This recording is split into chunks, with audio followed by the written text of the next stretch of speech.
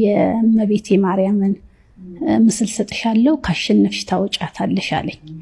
እውነት ለመናገር ሁሌም ነው የምናገረው አደርጋታለሁ። ማውጣቱ ላይ ግን ብዙም አልነበርኩም። ከዛ ብቻ እንደፈለግሽ ግን አውጫት አለኝ። ምስሏን ይዤ ሄድኩኝ። የመጨረሻው ጭንቁ ሰዓት ሲደርስ ግን አስታውሳለሁ ከቀኑ 6 ሰዓት አካባቢ ነበር ምሳ ከበላ በኋላ ቅጥሯን መስፋት የጀመርኩትና ያ ኦሎምፒክ ላይ በጣም ትፈሪያለሽ፣ ነርቨስ ትሆኛለሽ፣ ስትረስ አለው በጣም የሀገር ውድድር ስለሆነ። ልክ ቁጥሯን መስፋት ስጀምር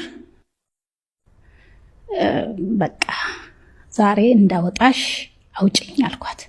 ካላወጣሽኝ ግን እኔ ብቻ ነኝ በደረቴ ውስጥ እንዳለሽ የማቀው፣ እንዳወጣሽ አውጪኝ አልኳት። በሚገርምሽ ሁኔታ ግን በትክክል አውጥታኛለች። ውድድሩ በጣም ከባድ ነበር። በጣም ከባድ ነበር። እኔ በ2011 9 ላይ አካባቢ አንዳንድ ጊዜ መንገራገጭ ነገሮች ነበሩ። በዛም አመት የበጋዎቹ ውድድር ላይ ትንሽ ወረድ የማለቱ ነገር ነበር እና ኮንፊደንስንም ትንሽ ሉዝ አድርጌ ነበር። ግን ጥሩ ትሬኒንግ ሰርቻለሁ። ግን አሸንፍ ይሆን የሚለው ነገር በውስጤ ነበርና የእመቤቴ ማርያም ተአምር ተገለጸ። እውነት ለመናገር ነው የምነግርሽ፣ የተወሰነ ዙር ሲቀር በጣም ደክሞኝ ነበር። በጣም ኃይለኛ ኪክ እየተደረገ ነበር ውድድሩ ላይ። በጣም በቃ የሆነ ለመቅረት ለመሄድም የምትዩ እንግዲህ እንደወደድ ካልኩኝ እየሮጥኩኝ ደስ ይላል። ትልቅ ምስክርነት ነው። በተለይ የመጨረሻው 100 ሜትር ላይ የነበረኝ ኃይል ለራሴም ይገርመኛልና